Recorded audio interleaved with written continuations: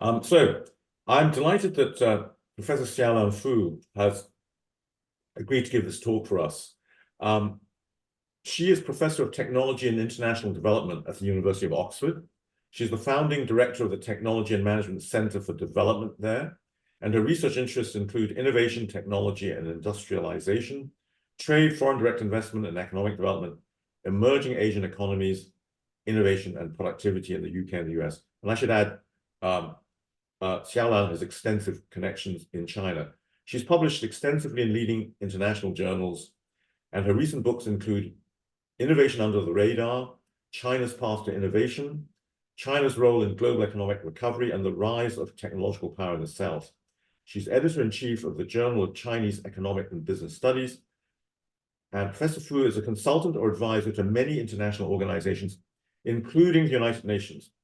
And we are working together on a book about Tencent that we call China's Everything Online Company. So this presentation is based on the broader research around that book. So let me hand over now to Professor Fu. She's going to cut her own video after a few remarks because we have a bit of a sound problem.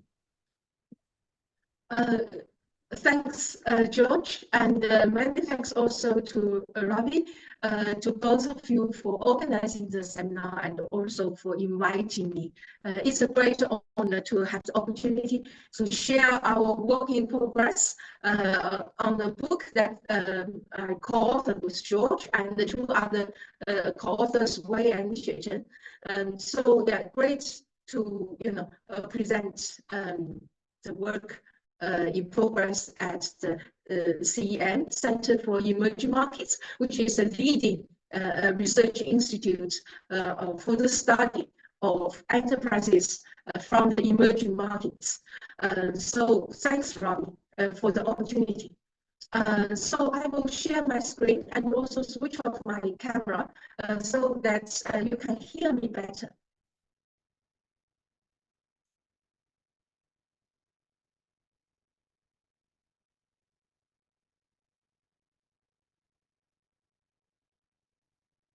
I hope you can see the screen well. So the presentation today is entitled Innovation and the Rise of an All-in-One App in an Emerging Economy, based on the case of WeChat. Its Chinese name is Weixin. Of course, there are differences between Weixin and WeChat. Weixin is the name for the app in China, and WeChat is a name for the app, in the international markets. Now, first of all, is the motivation of the research. So, as we all know, we are now living in an age of rapid technical change, especially in the area of digital technology. We see breakthroughs, every week, every month, and also we see major breakthroughs. Like last year, the rise of OpenAI, ChatGPT, which has brought profound opportunities and the challenges to the society and to the field. And these emerging digital technologies and the revolution offer many opportunities. The digital economy brings great efficiency gains, great connectivity and empowerment, and also helps us to improve many marginalized society into economic activity and also empower them with great connectivity. While all at the same time, it also brings challenges to the society too. And how can the developing countries, the emerging market economies, be able to develop their digital and technological capability in the digital economy, in the platform sector, so that they can also rise to the world frontier. So this becomes a very important question for policymakers, business leaders, and many other practitioners, in the emerging economies and the global south, broadly speaking. So look at China. In the past 20 years, Chinese technology companies have risen to the world frontier. So they have been, in the world's top 10 internet companies. There were kind of, 4 or 5 top companies. Now still there are kind of top 2 companies there, including Tencent, TikTok, Alibaba, and sometimes also includes JD and other kind of Pinduoduo, etc. All internet companies from China. Now, the questions are, how did Chinese internet giants innovate to the frontier? How are all-in-one apps, some people call it super apps, being developed in China? And what in China's approach to achieve this? And what lessons can we learn from the Chinese experience?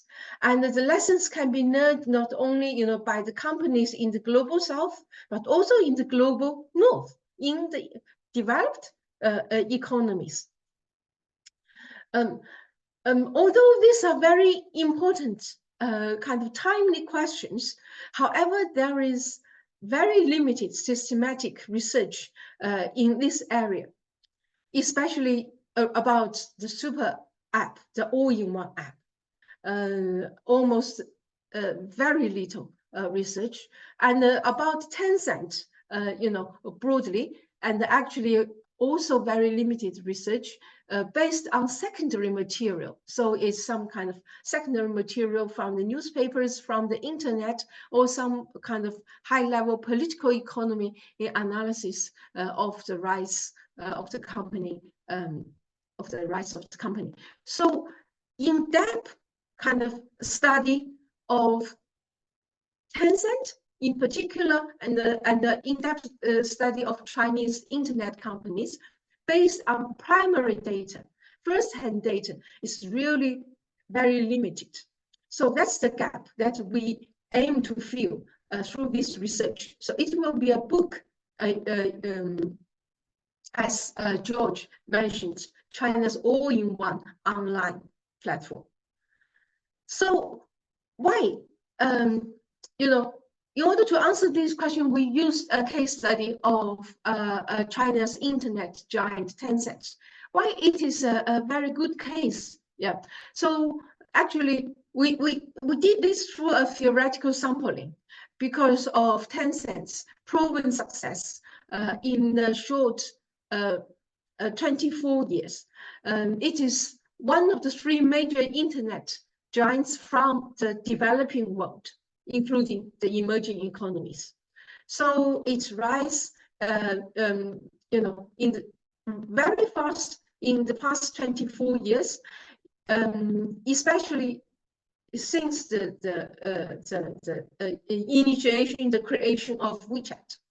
So this company, in the past 24 years, it has made continued efforts and investment into research and development.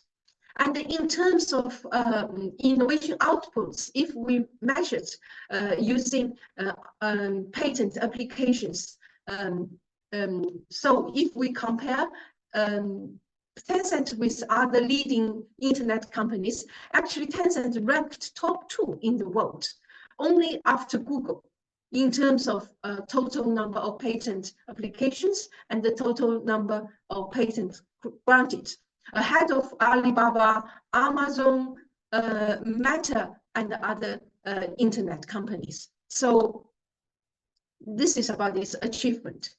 And this company, since its initial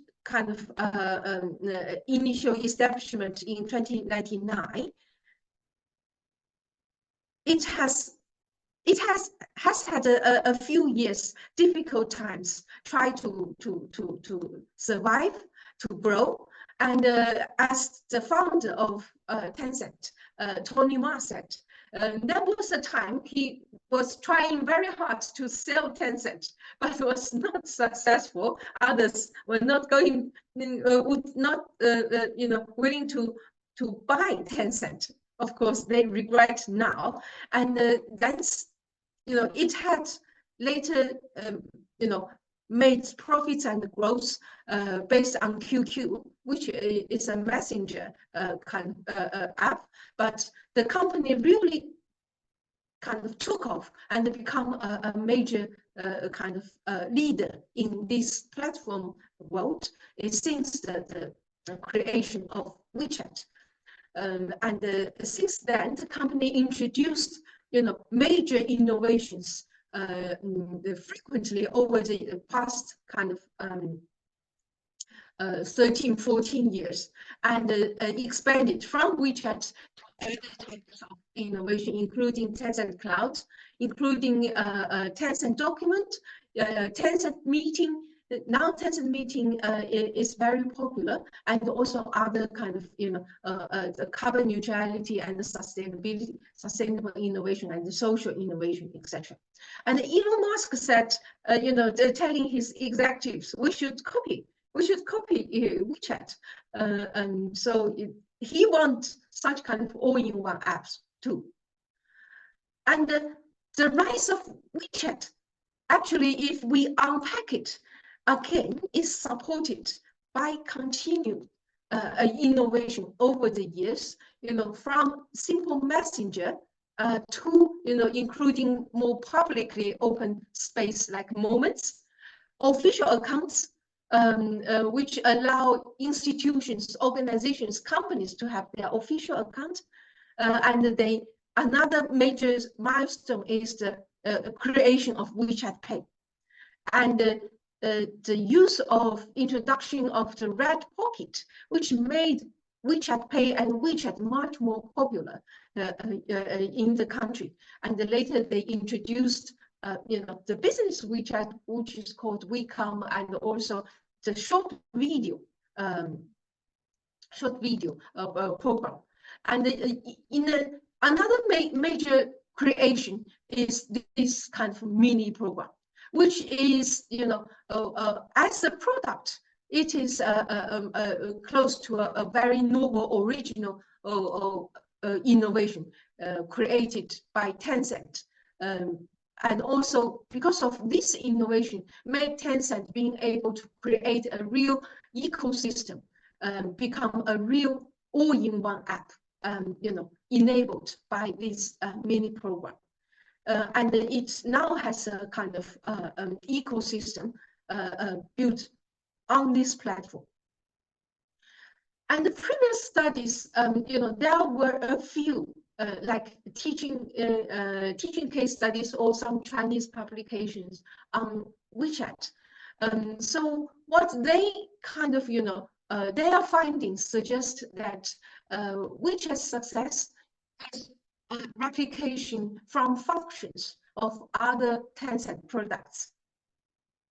So it's kind of replication imitation, and it's mainly rely on micro innovation as a response to customer feedbacks. And also some argues that WeChat, including whole Tencent, actually, only has business model innovation, no technological innovation. And is this true? So this is these are what we received from the existing literature, but we have a question.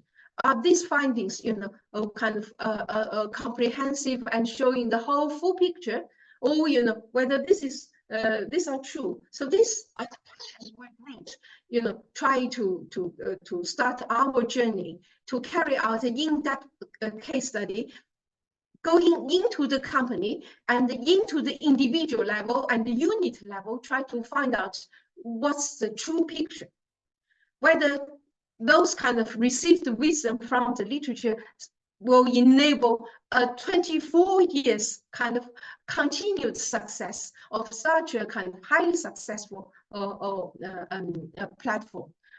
So we do have questions, when we start our our research, that motivated our research. And we found they have some kind of novel functions, like the mini program, like WeChat Pay, especially WeChat Redback, which are very new. We have not seen in the world before. And also they have been successful in developing this ecosystem. And so we are asking, how does WeChat as an all-in-one app achieve continuous innovation? So we focus on the innovation management, innovation strategy of this company. So the research methods we use, is a combination of qualitative and quantitative methods. We started from 2021, and until this year is, over 3 years of research, combining qualitative and quantitative research. We aims to, explore micro level evidence at individual level. So go deep, at much more disaggregated level to look at individual unit level or individual level evidence of the creativity and the innovativeness of the organization. And we did a kind of a survey in the company. We sampled 30,000 staff, which is almost all the technology innovation related stuff in this company, out of a total of 50,000 staff. We got a response rate, valid responses of about 2,000, with a response rate at 6.6%.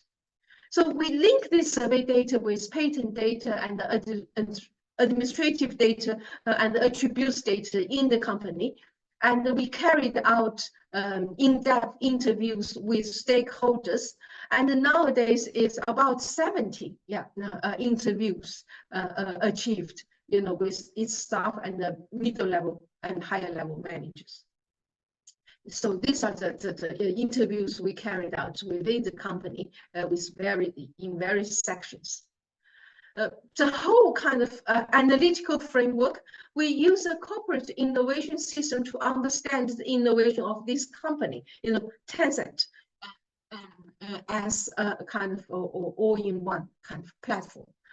So we borrowed this kind of national innovation performance framework, and we bring it down to the corporate level. So a company's corporate innovation performance actually is determined by its capabilities, and the incentives it provided, and also the organizations and institutions within the company, that the incentives and also decide the investment into capabilities. And we put this in a kind of open innovation framework, and also look at its interaction with the sectoral and the regional and global innovation systems and the ecosystems.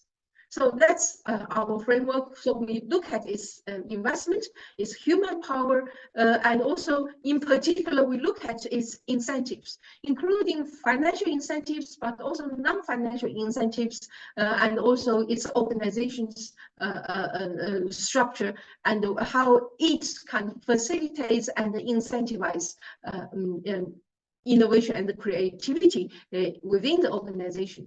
And we also look at its interaction with the external innovation system. And also the direction of the innovation in that, which means the direction of the efforts that it made towards which direction. So yeah, so these are the frame. This is the framework that we use to look at innovation within this company. And we look at both technological and the non-technological, which is managerial and social innovation within this company, and the product innovation in particular. So yeah, this is the previous literature that I have already mentioned. Early findings is actually Tencent innovation story. The WeChat innovation story is far more than this. So if we summarize the findings from our research about WeChat in the broad kind of project of innovation in Tencent, is that WeChat's innovation and its success first is based on the first principle-oriented product innovation, and it is which means a deep understanding of the nature of user needs underlying a product or underlying a function of WeChat.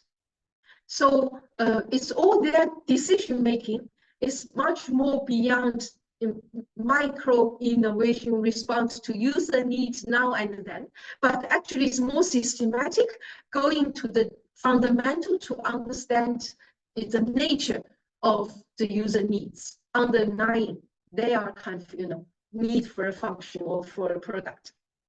Secondly, we found a lot of invisible innovations within WeChat. So WeChat's success actually is supported by continued process innovation and the business model innovation all the way. And so its stability, its safety, security, and its ability to protect privacy of the users is supported by continued high-level process innovation, which is not visible to the users, but actually, every day's kind of safe use of the app means, the smooth running of the system with billions of users. And its expanding of the business territory and also its ecosystem is supported by a combination of business model innovation and the process and the product innovation. A combination of all of this. So there are original kind of novel innovation, and also there are also incremental innovation kind of mixed in the process to ensure the reliability and the security of this system. And we also find competition between small groups. While the previous literature always argue Tencent's success comes from internal competition because they had horse racing within the company. And what we found is more like a competition rather than pure internal kind of horse racing. And they also, fourth element, leads to their success is they have tried to build an open and inclusive ecosystem, enabling co-evolution. So this is another important factor, supports the success of its ecosystem. And also diversity. Diversity means, the diversity of its working force, its human power. They gave autonomy, self-motivation of the high level, which is very often what we heard about. These are the two words we heard a lot: autonomy and self-motivation. And also they create this through strong high-level internal mobility. So that's the main finding. If we come to the first principle-oriented product innovation, so it's to identify the nature of things and the essential needs of the users. So in our interview, a senior product manager said, what is the nature of a product? What is the nature of communication? What is the nature of moments? Alan is always asking about the nature of things, and he likes to ask us about the nature of things as well. So this is, they're always coming to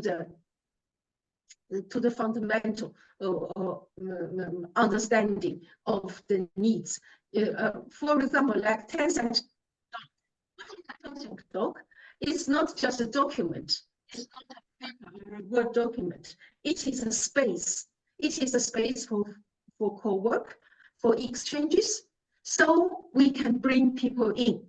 If it is only a piece of paper, it's a document, we cannot bring people in because it's a space. So that's their understanding of Tencent Dog. This is just an example. So they develop and development and exploration of their product from long-term perspective, rather than, it's every time in response of user needs, but they combine this long-term perspective with small step iterations for improvement in the process. So that's how they do this. So this is what our understanding, which is different from what's documented in the literature. We observe users' needs and their ways to use products, but more importantly, we independently thinking about the core nature and the logic of the product. We sometimes create market for them. So that's what they are saying about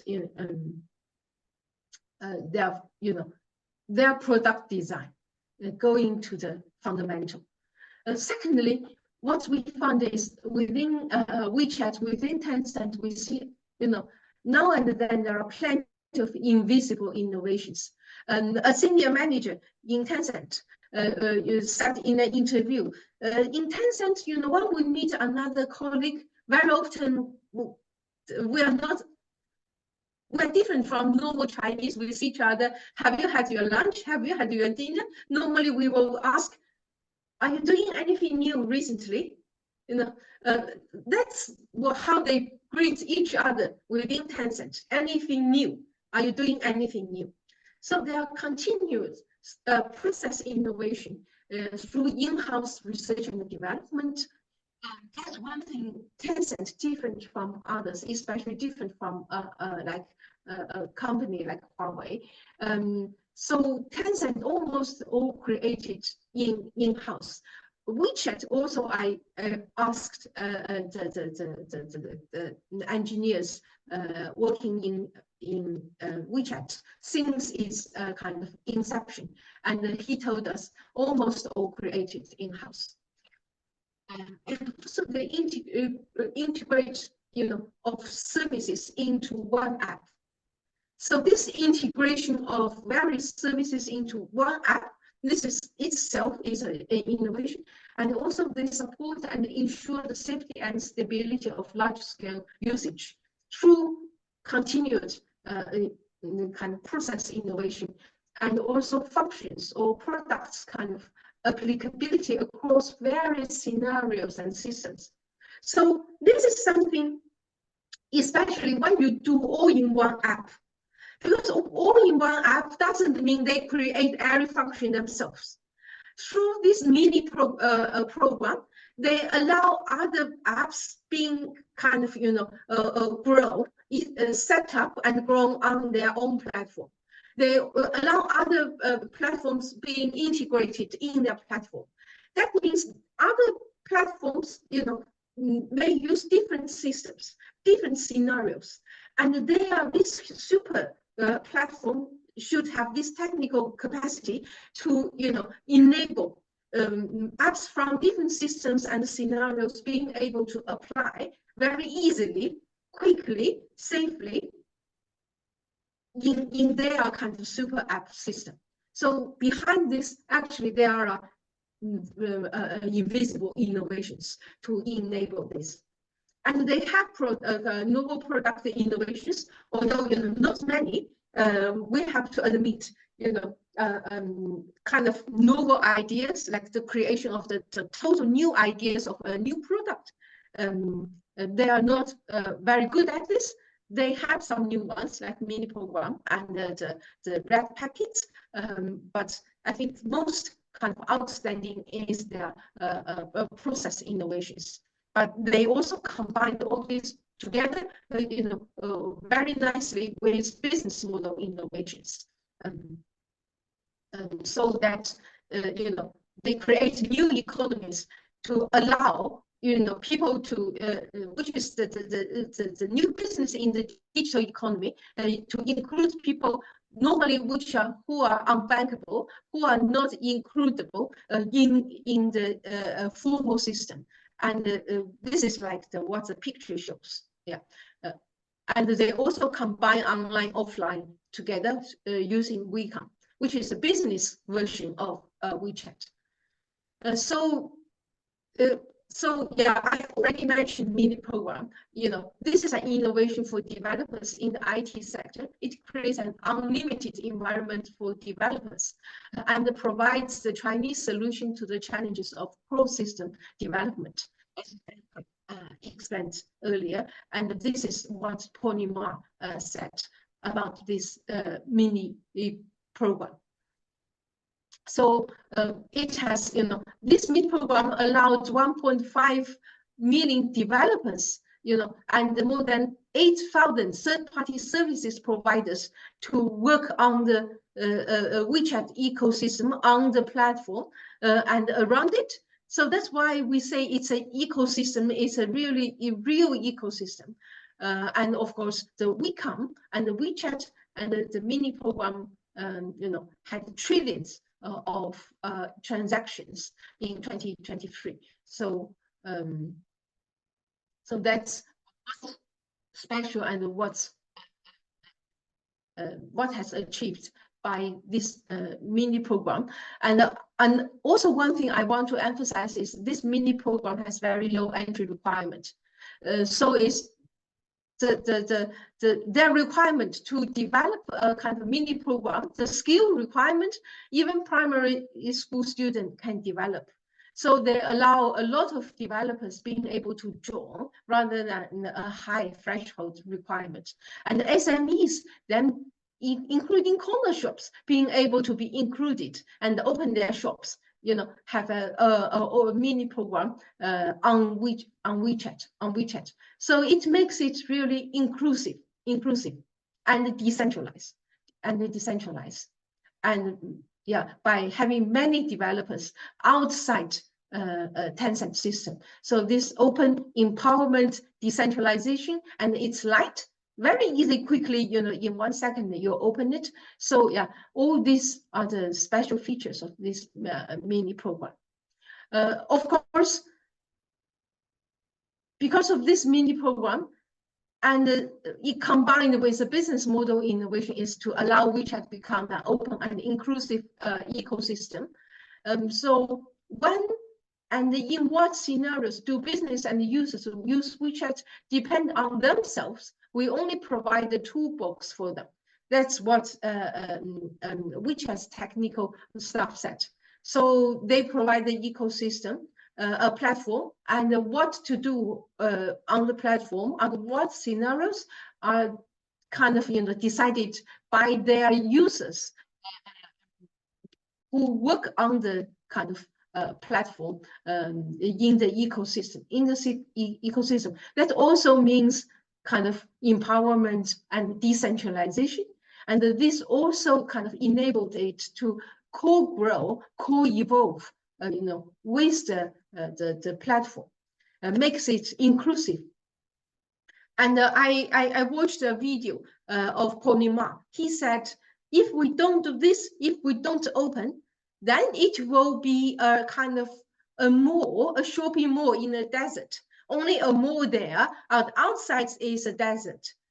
Others are kind of, a dead because there is a huge kind of platform there, and there is no opportunity for others. So they use this open platform. I think one of the meaning, a very, very important kind of implication is it become inclusive and also empower others being able to do something, they can take ownership. They can take ownership. So that's about this open and inclusive ecosystem. And in addition to all this, there are other two special features. As I have mentioned, is competition instead of pure internal competition. We found, one of the interviewee, the technician told us, there are always 3 groups of compete, for most of the product development. Internal competition while they collaborate. So what's the organizational kind of secret behind this? Actually, is Tencent is a large organization of 50,000 employees. However, there are many small groups. The small groups include 2 people, 3 people, or sometimes 10 people, 8 people. They're very small and flexible, and they make quick kind of decisions, and then they decide what they do. They're empowered. They have autonomy. They decide what to do. And many small groups, there may be more than 1 group or 2 groups thinking about the same thing. They decide what they do. So it's like a normal market in the US or in Europe. There are small companies doing the same thing.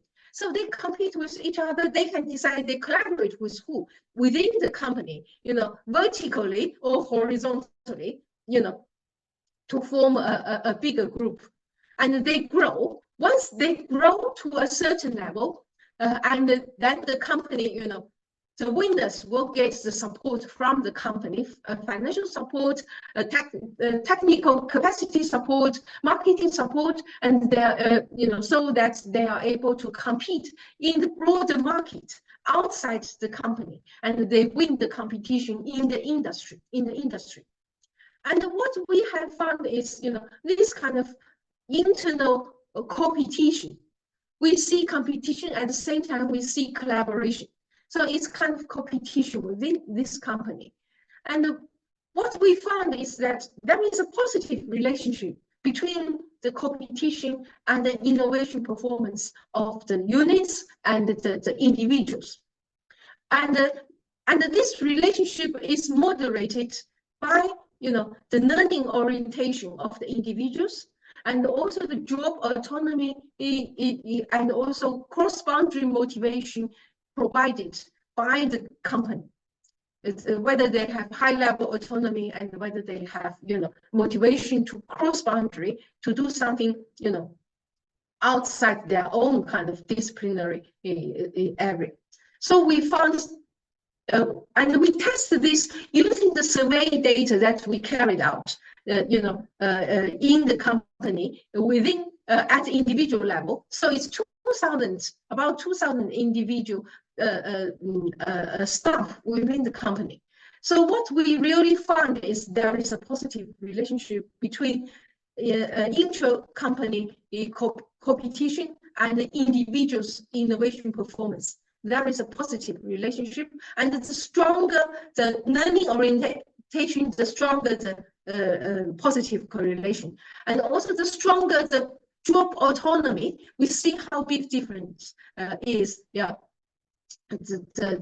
stronger the positive correlation between competition and performance, and also cross-boundary motivation. We also see how big difference it makes when company provides incentives to encourage individual staff to work cross-boundary, cross their own business group, their own units, and working in other business group.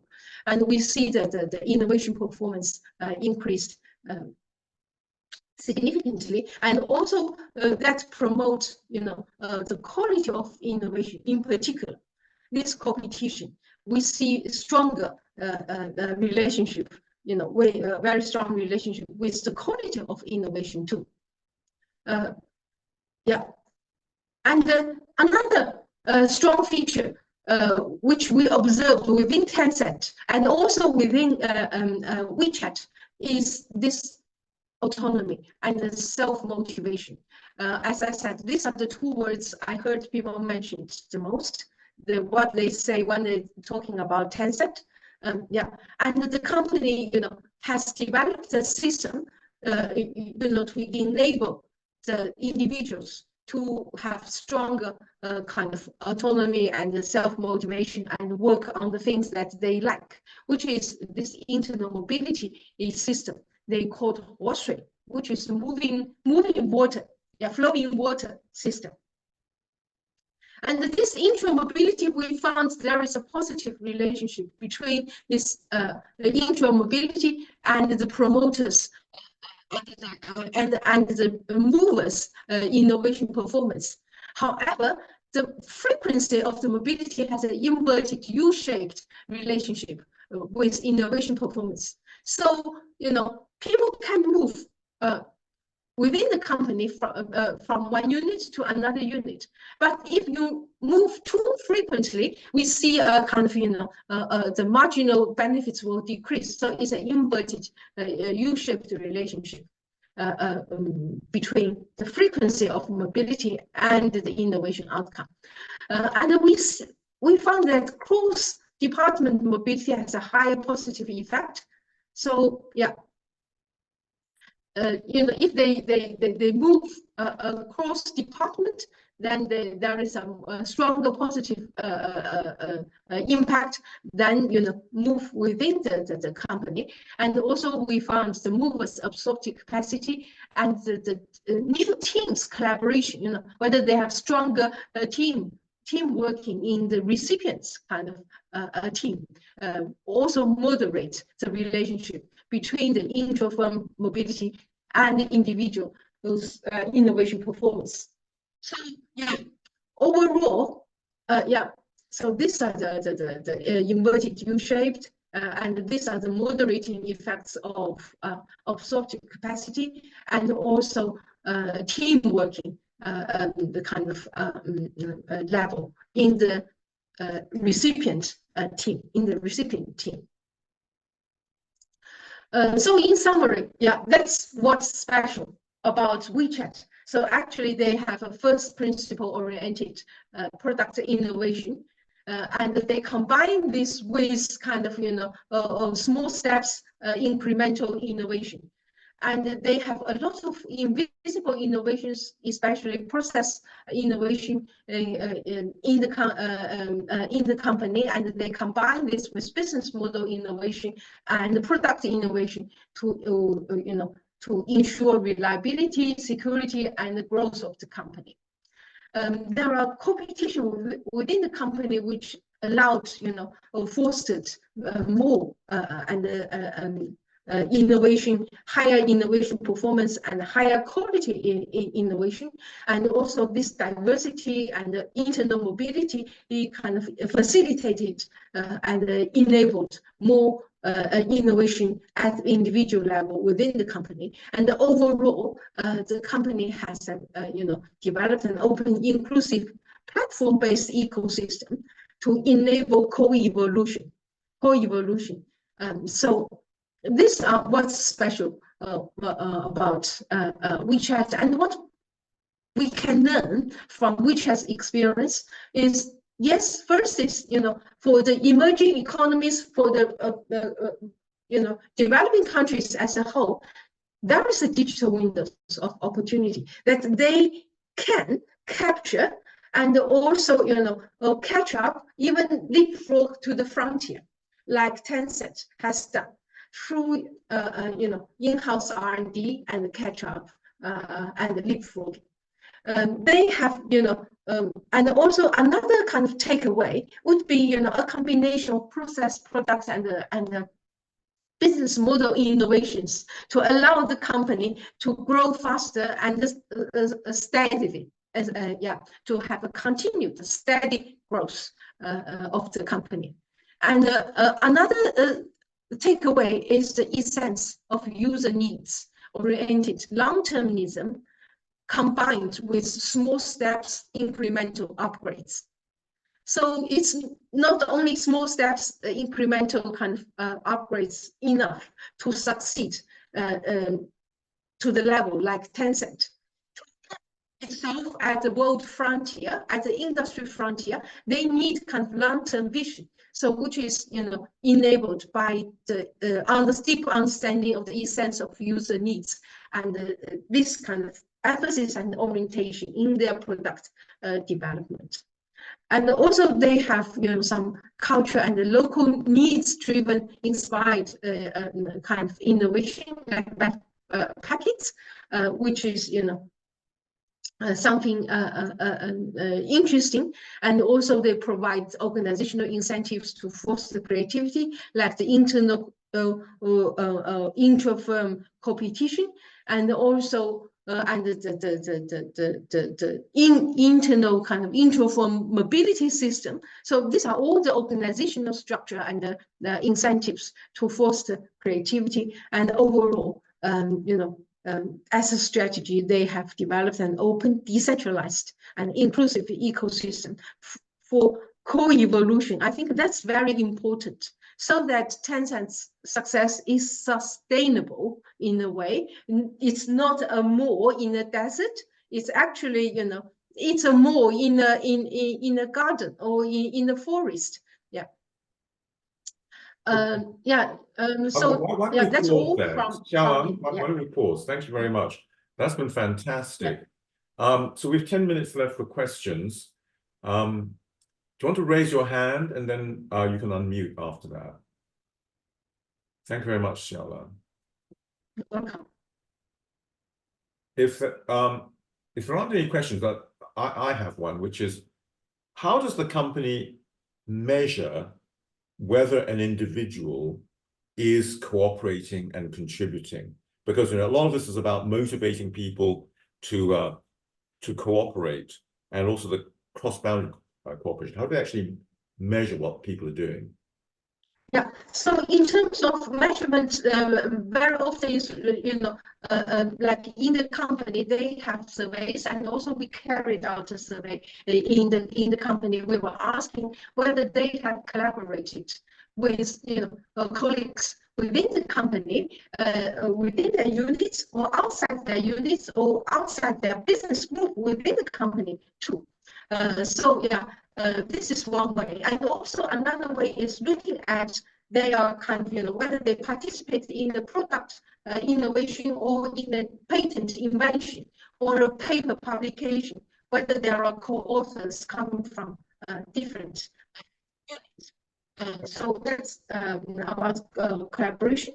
And then about innovation. So in the company, the innovation actually is more broadly understand that in this company, there are kind of hard records about publication, about patent application. There are also many people who are product developers. You see, so their innovation is understood by, they're in a team created a new product, or they're in a team, which have, contributed to a major upgrading of a culture. Right. Thank you very much. There's actually a question in the chat from someone who used to work for Tencent. Amazing presentation. But the question, Yuroi Jiang, do you want to ask the question yourself? It's Yuri. So it's very interesting presentation. It's inspired me a lot. And also I do some research on innovation ecosystem and digital economy these days, about how to helping like South Africa, developing country, to use this type of advanced digital technology to improve the local people's life qualities. Previously I also work on in Tencent and help them develop some mini program apps. So I have a lot of experience in that. It made me think about, my question is, Professor Fu, what do you think the future trend of this all-in-one apps for developing countries like India's or Southeast Asia? How can we like transfer the Chinese good, excellent experience to these countries to make their local people's life quality become much more better than now? Yeah, so this all-in-one app actually provide a lot of convenience, for the users. They don't need to look for various apps or download onto their mobile phone. That makes their mobile phone too heavy. And heavy is, too much apps kind of memory occupied. So that's very easy, and it's easy to use, and that is very user-friendly, including old people, or people disabled, etc., or people illiterate, etc. So in the developing country, it will provide a lot of convenience to the users. And of course, there are kind of technology. So this is a question, that's why Elon Musk is going to create this super app, all-in-one app. People, there were rumors saying that Elon Musk acquires X Twitter because he wants to use that as a base to create a super app. Of course, there are technological and regulatory, or even business kind of, market kind of culture. There are factors affecting whether a country we will see a super app like WeChat. So technological capabilities. We need technological capabilities to support such super app, especially huge data, a huge number of users using it at the same time, integrating thousands of different systems, on the platform. That's one. Secondly, of course, for people were asking whether Elon can create a super app in the US. Of course, then there are other people who are asking when is the business culture or regulation. Is whether in China there are Alipay and WeChat Pay. Whether in the US they will allow the banks, or Elon Musk to have a payment system on his own app. So that's one question. And also whether the commercial culture in the country, people get used to, integrate into one system or not.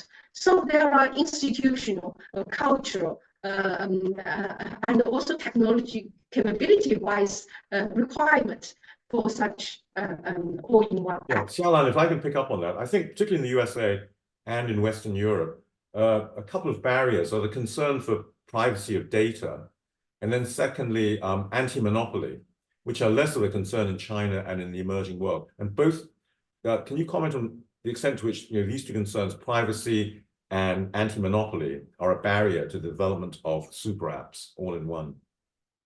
Yes, I think these are the, you went two very important issues. One is privacy, like in Europe, people's concern about data privacy, the ownership of data is a very important issue for the users, for the consumers.